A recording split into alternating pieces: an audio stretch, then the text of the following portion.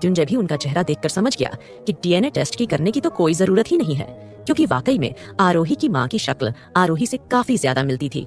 मगर फिर भी डीएनए टेस्ट कराया गया मानसिक स्थिति खराब होने की वजह से वो बच्चों की तरह बिहेव करती थी, जिस वजह से उनकी धानी से काफी अच्छी दोस्ती हो गई थी। जब रिपोर्ट आते हैं, आरोही ने जब बताया कि वो उनकी बेटी है तो वो काफी रोई और उन्होंने कहा, मेरी बेटी, तुम्हारा नाम क्या है? इस पर आरोही ने अपना नाम बताया।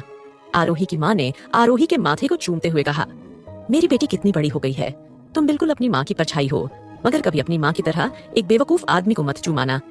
आरोही ने कहा, नहीं माँ, ऐसा कुछ नहीं है, आप बहुत प्यारी हैं। आरोही की माँ ने आरोही का हाथ पकड़कर उसे चूम लिया। एक माँ बेटी का मिलन करवाने के बाद जयशंकर नुमानी अनाथ आश्रम रहने के लिए चले गए। उन्होंने अपने दोस्त बटर को भी अपने साथ रखा। उन्होंने वो महल अपना घर ट्रस्ट को दान कर दिया।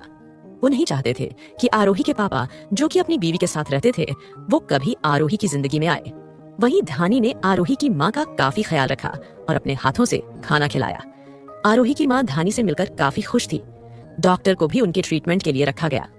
आरोही अपनी माँ के मिल जाने पर काफी ज्यादा खुश थी। इस वक्त वो अद्विजय की बाहों में बैठी थी।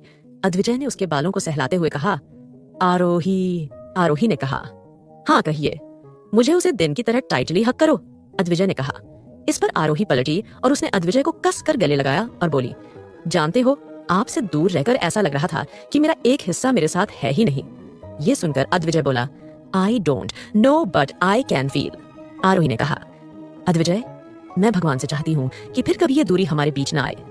अद्विजय उसके माथे को चूमते हुए बोला, आरोही, क्या तुम मेरी एक बात मानोगी? इस पर आरोही ने कहा, हाँ कहिए। अद्विजय बोला, मैं हर रात तुम्हारे साथ जीना चाहता हूँ, इसलिए प्लीज बच्चों को उनके रूम में शिफ्ट कर दो।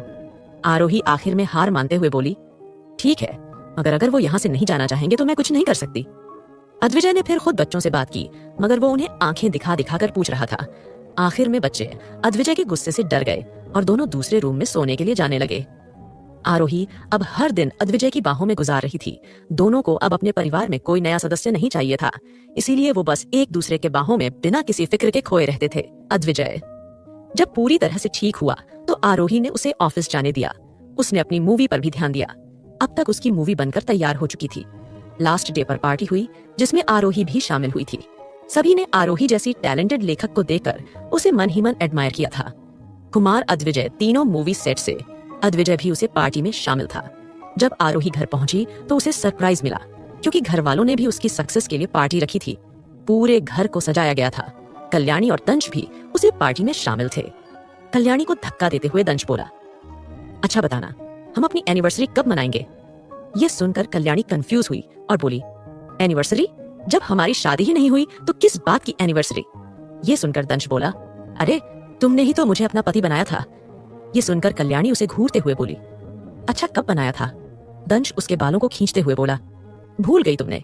भरे समाज के सामने, आई मीन मेरे माँ बाप के सामने कहा था कि तुम मेरी पत्नी हो। ये सुनकर कल्याणी बोली, तो वो तो मैंने तुम्हें बचाने के लिए कहा था।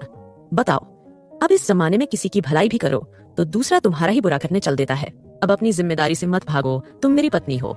एनिवर्सरी ना सही तो शादी ही कर लो। अब बताओ, तुम्हारे पास दो ऑप्शन है, तुम एनिवर्सरी बनना चाहोगी या फिर शादी करना चाहोगी? दंश ने कहा। कल्याणी बोली, क्या ये दोनों ऑप्शन एक जैसे नहीं है? दंश उसके कान में बोला, ठीक है, एक तीसरा ऑप्शन भी है, हम सुहागरात मना सकते हैं। ये सुनकर कल्याणी ने उसे धक्का मारा। दंश अचानक से नीचे गिर गया। सभी का ध्यान दंश पर गया।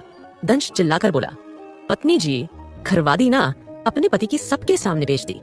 इस पर कल्याणी एम्बेरस्ड हो गई और बोली, ये तुम क्या कह रहे हो? दंश खड़ा हुआ और बोला, इस भरी महफिल में मैं ये कहना चाहता हूँ कि कल्याणी मेरी जिम्मेदारी लेने के लिए तैयार है और वो अब मुझसे शादी करेगी। ये देखकर सभी लोग हैरान थे। दंश ने खड़े होकर कल्याणी के कंधे पर अपना हाथ रखा और बोला, क्यों, मैं सही कह रहा हूँ ना? ये सुनकर कल्याणी बोली, तुम? दंश बोला, हाँ हाँ, यही कहना चाहती हो ना कि तुम और हम अब एक ही तो हैं। फिर वो कल्याणी के कान में झुकते हुए कुछ बोला